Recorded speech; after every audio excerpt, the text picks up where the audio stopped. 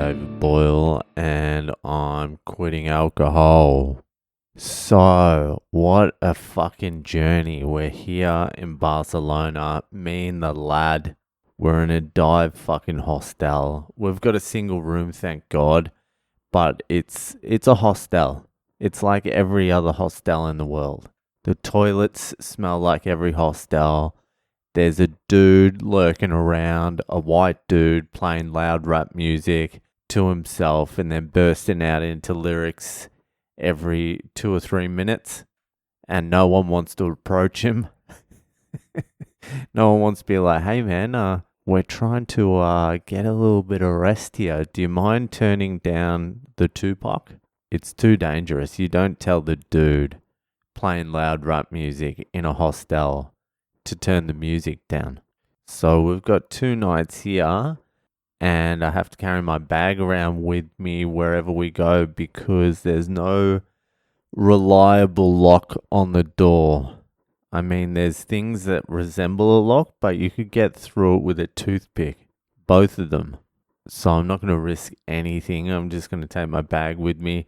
And we won't be going too far because that was a hell of a journey. It was a 14.5-hour flight to Abu Dhabi, which wasn't the worst thing in the world. Got a little bit of sleep towards the back end of it. Etihad is a pretty good airline as well. So got a few feeds, read some book, watched some movie. I watched the end of Dune 2. I watched the first half on the flight back from India and I watched the second half on the way to Abu Dhabi and I really like that movie. I don't know what it is about it. It's got everything I like. Some cooked cunts drinking some weird shit, some fucking devil looking guys, good versus evil, people with blue eyes, skinhead dudes. It's like the modern age Star Wars or something. It's got a good vibe to it. I don't even know what Dune is, but I saw the first one at the movies because the trailer looked good.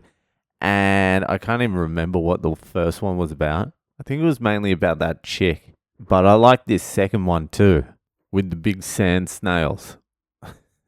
So I watched the end of that. I enjoyed that. And then I watched 2001 A Space Odyssey, Stanley Kubrick. And I know there's like symbolism and it's meant to be a great movie and all that sort of shit, but fuck, it is so low.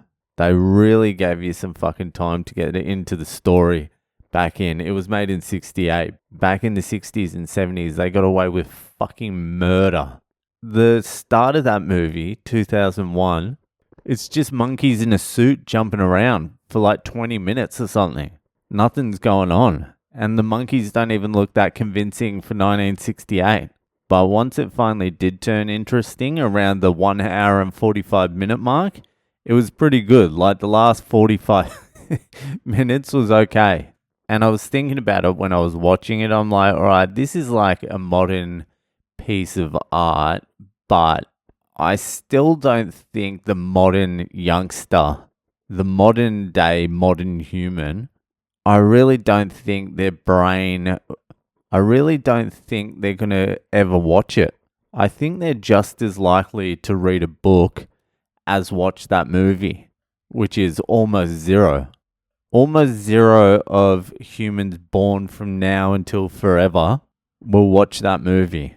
It's not that they don't even want to watch it. They'll be like, oh, that's a classic. It's just their brain won't be able to process it or they won't be able to sit there for that long.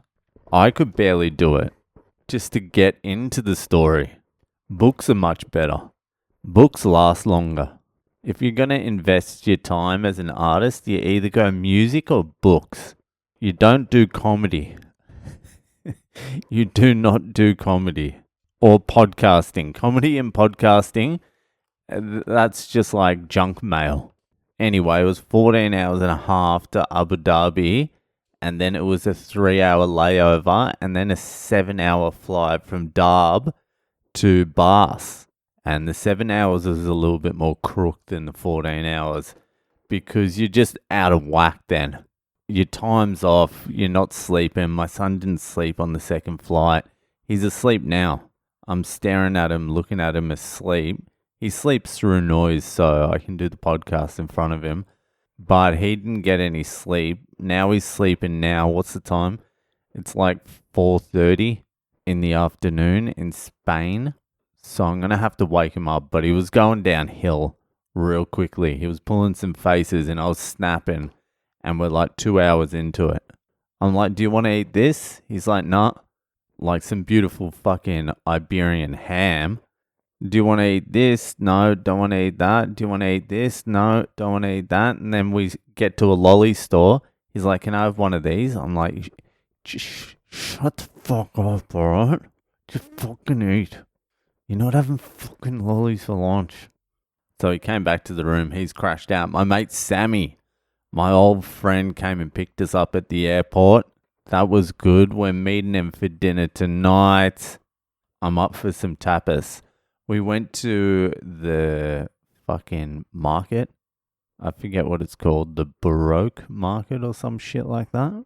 The baguette market. I don't know. Some market, but fuck, the food there looked good. I know it was like a tourist trap and shit, but still.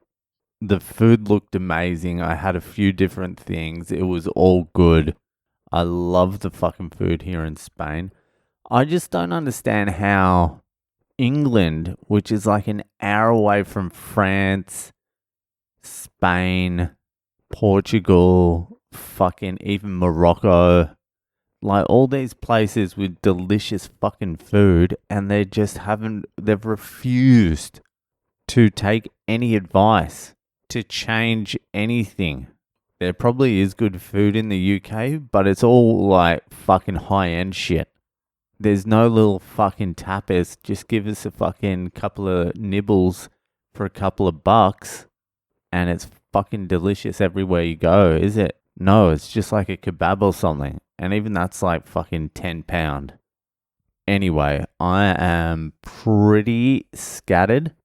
I got like 5 hours sleep total the whole way. So I'm going to try and push to about 9:30, 10 o'clock, and then I'll be out for probably 2 days.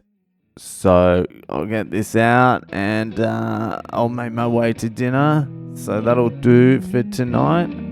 And I'll see you the fuck later.